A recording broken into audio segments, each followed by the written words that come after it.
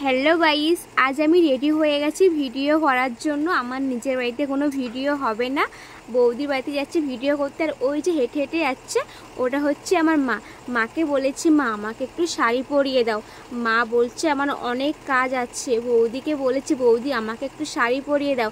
বৌদি বলছে আমার অনেক কাজ আছে। দুজন কেউ আমাকে হেল্প করেনি, যেহেতু তুমি নিজের শাড়ি পরেছে। শাড়ি পরে আমার কেমন লাগছে অবশ্যই কমেন্ট সেকশনে জানিও। আর আমার এত আনন্দ হচ্ছে ভীষণ ভীষণ, আমি তো কাউকে বলে বোঝাতে পারছি না।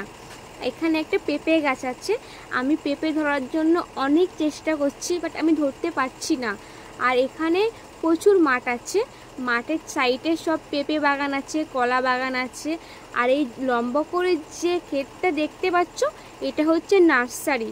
এখানে তো অনেক ফুলের চারা, কুলের চারা আছে। আর এই যে বৌদি বাড়ির সামনে রাস্তাটা খুবই সুন্দর। যেহেতু আমি আবার দেখাচ্ছি, এইটা হচ্ছে নার্সারিটা খুব সুন্দর দেখতে লাগছে।